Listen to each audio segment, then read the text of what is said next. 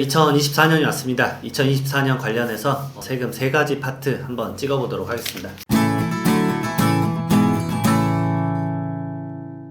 안녕하세요, 두꺼비 세무사입니다. 오늘 먼저 보실 거는 2024년 관련해가지고 제가 부동산 세금, 그 다음에 생활 속 세금, 그 다음에 사업 관련된, 사업자 관련된 세금, 이 3가지를 좀 정리해 보도록 하겠습니다. 어느 정도 지금 개정안이 확정이 됐기 때문에 기재부 최종 확정된 그거 기반으로 섹션 한번 나눠봐서 3가지로 말씀을 한번 드려볼게요. 첫 번째로 사실 제 컨텐츠 가장 많이 보시는 부분들 중에 하나죠. 부동산입니다. 사실 뭐 중과 완화나 이런 것들이 많이 됐으면 좋았다고 생각을 하는데 이 부분은 아직 사실 취득 보유 처분 단계에서 일정 부분들 좀 남아있는 것 같아요. 그래서 주택 수를 좀 줄여야 되는 전략들이 좀 필요할 것 같은데 어쨌든 지금 세금 정책이 좀 남아있는 상황이고 제가 봤을 때 그나마 좀 이게 완화될 수 있는 포인트는 주택 관련된 세금이죠. 이거는 제가 봤을 때 총선이겠죠. 4월 10일 총선 결과를 좀 기다려봐야 되지 않을까 생각을 먼저 해봅니다. 자, 그러면 부동산 세금 개정사항 하나씩 말씀드려볼게요. 첫 번째로 다주택자의 양도소득세 중과유예 1년 연장이 됩니다. 뭐 이거 아직은 확정은 아니지만 경제정책 방향으로 나올 거고 대통령령으로 가능하기 때문에 윤석열 대통령님께서 이거를 이제 집행을 해버리면 제가 봤을 때 25년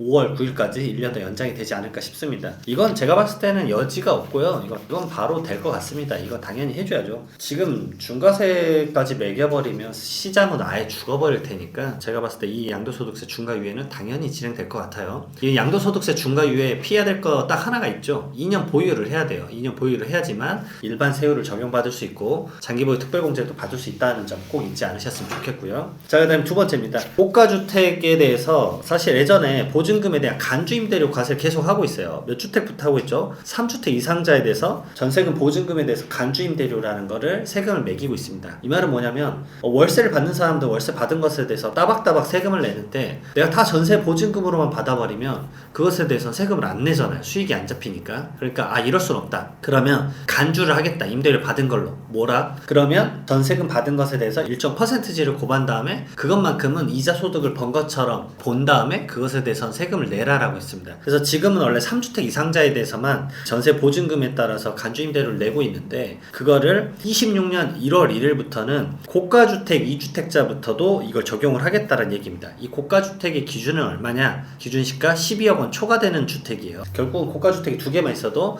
그것에 대해서는 보증금 많이 받고 계시니까 그것에 대해서 간주임대료를 내십시오 라는 얘기입니다. 결국은 임대소득에 대해서 세금이 더 늘어날 수밖에 없는 상황이 펼쳐질 거예요. 이게 24년도부터 적용되는 게 절대 아니에요. 근데 26년도부터 적용하는 것도 이렇게 몇 년 전부터 미리미리 적용될 세법을 미리 개정해가지고 알려주는 경우가 있습니다. 물론 이게 유예가 되는 경우도 있어요. 금융소득 투자세 같은 경우도 23년에 원래 적용하려다가 25년까지 유예가 됐죠. 그리고 뭐 윤석열 대통령님께서 그랬죠. 이거를 폐지할 수도 있다라고 말을 한 거 보면 유예한 다음에 간주임대료에 대해서도 없어질 수도 있기는 합니다. 어찌됐든 26년부터 적용된다는 거 연도 구별 꼭 하셨으면 좋겠어요. 자, 그 다음에 세법상 주택의 개념의 정비가 있었습니다. 이 부분에 대해서 이제 말씀을 좀 드려보면 양도소득세에서 주택의 개념이 좀 모호했어요. 그래서 예규나 판례에서도 항상 혼선이 좀 있었습니다. 저도 이걸로 23년 이제 하반기죠. 7월쯤에 세제 개편안 나왔을 때 영상 찍었고 그것에 대해서 정말 댓글에 찬반 논쟁이 심했었어요. 대부분 이제 오피스텔을 좀 제가 콕 집어가지고 말씀을 드렸었죠. 근데 오피스텔 같은 경우가 주거용 오피스텔이라고 아예 대놓고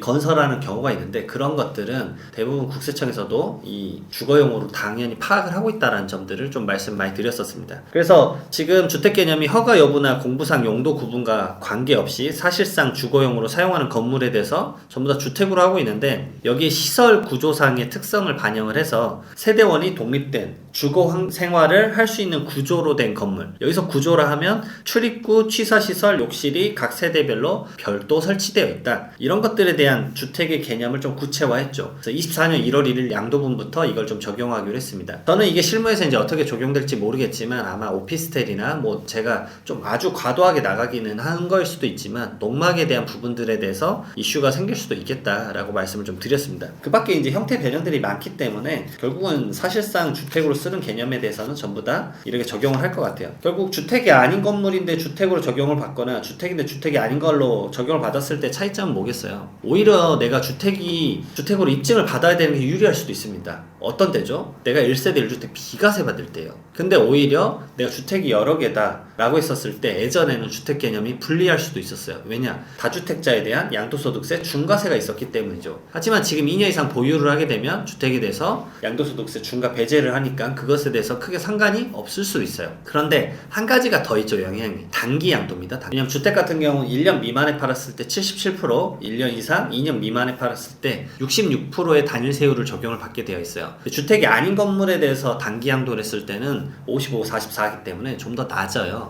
주택에 대한 단기 양도 세율이 더 높기 때문에 이런 부분에도 영향을 미칠 수 있다는 거죠. 결국 다양한 변수로 영향을 미칠 수 있기 때문에 주택에 대한 개념을 정비한다는 게 어떻게 세법에서 영향을 미칠지 하나씩 예규 나오면 그때 또 살펴보도록 하겠습니다. 자, 그 다음에 주택으로 용도 변경할 때 용도 변경을 하게 되면 장기보유 특별공제액의 계산 방법을 변경을 하겠다라고 했는데 저는 이건 긍정적으로 봅니다. 왜냐면 결국은 그 공제 액수가 제가 봤을 땐 커질 것 같아요. 제 계산법상은. 근데 경우의 수는 결국 여러 가지 따져봐야 되지만 시뮬레이션 돌려봐야 되겠지만 과거엔 이랬습니다. 둘 중에 큰 금액으로 했어요. 첫 번째로는 전체 보유 기간에 대해서 일반 공제를 적용하겠다. 결국 최대 30%까지 3년 때 6% 적용받으면서 2%씩 증가되는 일반 세율 적용하는 것 하나와 그 다음에 두 번째로 용도 변경일부터 양도일까지 1세대 1주택자 공제율을 적용한 금액 중에서 큰 금액으로 적용을 하겠다는 거예요. 그러니까 용도 변경으로 사실상 주거용으로 사용을 하면서 1세대 1주택이 된 경우에 장기보유 특별공제에 어떻게 적용받냐, 이게 실무에서 이슈가 있었는데 이걸 이번에 법상을 좀 정리를 한 겁니다.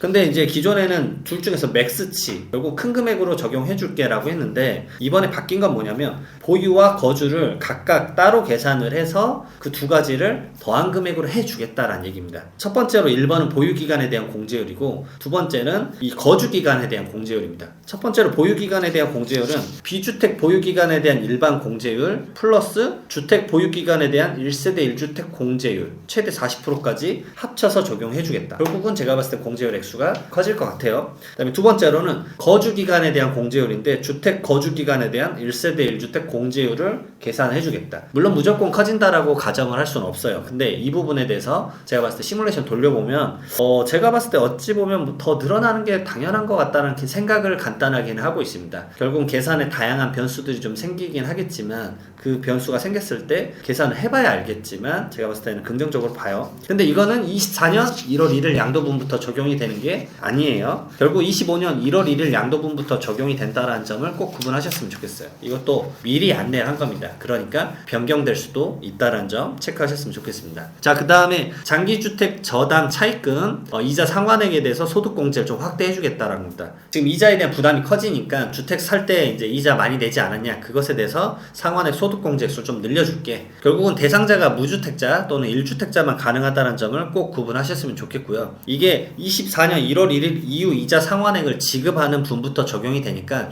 23년도 연말정산 24년에 하는데 이거 적용돼야 되는 거 아니냐 라고 물어보신 분들이 꼭 있어요. 근데 그분들은 23년 세법으로 적용을 받고 지금 말하는 화면에 띄워놓은 이거는 24년도부터 적용이 된다는 거 알아두셨으면 좋겠고요. 그 다음에 주택가격이 많이 올라갔으니까 이 주택 살 때 저당 잡아가지고 그걸로 이제 갚아가면서 이제 이자를 내는 것에 대해서 소득공제 해주는 게 원리인데 그 주택 요건이 기존에는 기준시가 5억 원이었어요. 근데 24년도부터는 6억 원에 대해서까지도 또 상향을 해서 좀 적용을 해주겠다는 얘기입니다. 결국 공제액수가 좀 커졌습니다. 결국 상환기간이나 고정금리냐 아니면 변동금리냐 거치식이냐 비거치식이냐 이런 거 따져가지고 적용하는 거기 때문에 그것에 맞춰서 여러분들 좀 체크를 하시면 좋으실 것 같아요. 연말정산 간소화 서비스 받으시면 거기 다 나옵니다. 그러니까 본인이 어떤 것에 대한 이자 형태를 하고 있는지 체크 한번 해보셨으면 좋겠어요. 이번 연말정산 때 한번 해보시길 권해드릴게요. 자, 그 다음에 주택 청약 종합저축 우리가 이제 넣잖아요. 그럼 소득공제를 최대 240만원까지 받을 수 있었어요. 대상자는 무주택 세대주가 총급여 7천만원 이하인 근로자에 대해서 납입액의 40%를 근로소득 금액에서 공제를 해줬었죠. 근데 공제 한도가 240만원이었는데 24년 이후 납입하는 부분부터는 300만원까지 해주겠다.